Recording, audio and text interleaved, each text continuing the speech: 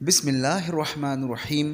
السلام علیکم پیارے عزیز دوستو، آج کی اس ویڈیو میں ہم بات کرنے والے ہیں حضرت حسن بصری کا ایک دل نشین جواب کے تعلق سے، اللہ کی عبادت یا مخلوق کی عبادت کے تعلق سے، نصیحت پر غلام کو آزاد کر دیا، اس تعلق سے پوری وضاحت کے ساتھ ہم حضرت امام غزالی رحمۃ اللہ علیہ کی کتاب مکاشفۃ القلوب سے آپ کی خدمت میں لے کر آئے ہیں۔ لاسٹ تک آپ ہمارے ساتھ اس ویڈیو میں بنے رہیں۔ یوٹیوب پر آپ بہت سا وقت ضائع کر دیتے ہیں، یہ دینی خدمت، دینی بات ہے، آپ اس کو سنیں اور ثواب کی نیت سے شیئر بھی کریں۔ تو شروع کرتے ہیں۔ حضرت حسن بصری کا ایک دل نشین جواب۔ ایک شخص نے حضرت حسن بصری رضی اللہ تعالی عنہ سے کہا کہ تعجب ہے کہ میں عبادت میں لطف نہیں پاتا۔ تو حضرت حسن بصری رضی اللہ تعالی عنہ نے فرمایا، شاید تو نے کسی ایسے شخص کو دیکھ لیا ہے جو اللہ سے نہیں ڈرتا۔ اللہ اکبر۔ اور ہمارے آج کل معاشرے میں دوست زیادہ تر وہی ہیں بے نمازی اور اللہ سے بالکل نہیں ڈرنے والے۔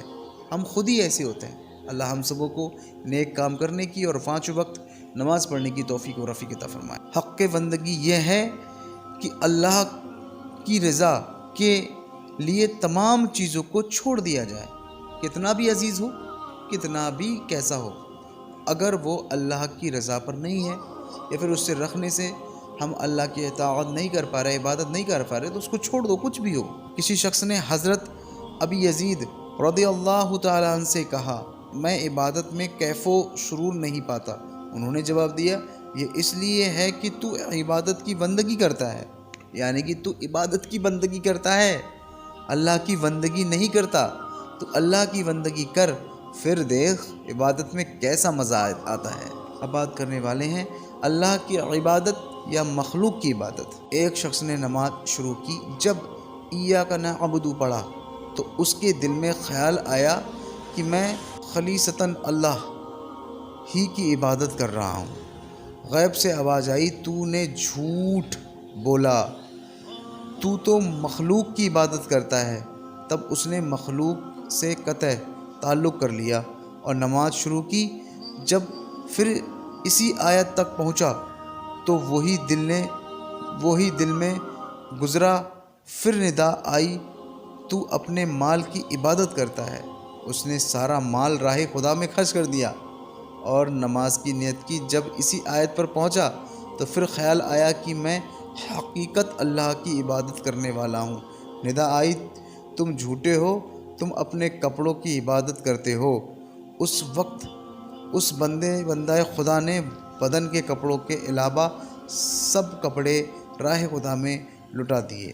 اب جو نماز میں اس آیت پر پہنچا تو آواز آئی کہ اب تم اپنے دعوے میں سچے ہو، یعنی کہ اب تم واقعی اللہ رب العزت کے لیے ہی عبادت کر رہے ہو، اسی کی آگے جھک رہے ہو۔ جب یہ سارا سب کچھ اللہ کی بارگاہ میں بات کرتے ہیں، نصیحت پر غلام کو آزاد کر دیا۔ رونق المجلس میں ہے کہ ایک شخص کی آوائیں گم ہو گئیں اور یہ پتہ نہیں چل رہا تھا کہ ان کو کون لے گیا۔ جب اس شخص نے نماز شروع کی تو اسے یاد آ گیا۔ کیوں ہی نماز میں فارغ ہوا، غلام کو آواز دی کہ جاؤ فلاں آدمی سے آوائیں لے آؤ۔ تو غلام نے کہا، آپ کو یہ کب یاد آیا؟ اس نے کہا، مجھے نماز میں یاد آیا۔ غلام نے فوراً جواب دیا، تب تو آپ نے نماز ہوا کے لیے پڑھی، اللہ کے لیے نہیں۔ یہ بات سنتے ہی اس شخص نے اس غلام کو آزاد کر دیا۔ چنانچہ ہر چیز کی فہم کے لیے ضروری ہے کہ وہ دنیا کو ترک کر دے اور اللہ کی عبادت کرتا رہے، مستقبل کے بارے میں غیر و فکر کرتا رہے اور اپنی آخرت سنوارتا رہے۔ جیسا کہ فرمان الہی ہے کہ جو شخص آخرت کی کھیتی کی فکر کرتا ہے تو ہم اس کی کھیتی زیادہ کرتے ہیں، اور جو شخص دنیا کی کھیتی کا ارادہ کرتا ہے ہم اسے اس میں سے کچھ دیں گے اور آخرت میں اس کا کچھ حصہ نہیں، یعنی اس کے دل میں آخرت کی محبت نکال دی جاتی ہے۔ اسی لیے حضرت ابو بکر صدیق رضی اللہ تعالیٰ عنہ نے حضور اکرم صلی اللہ تعالیٰ علیہ وآلہ وسلم کی ذات پر 40,000 دینار اعلانیہ اور 40,000 دینار پوشیدہ خرچ کر دیے تھے، یہاں تک کہ ان کے پاس کچھ بھی باقی نہ رہا۔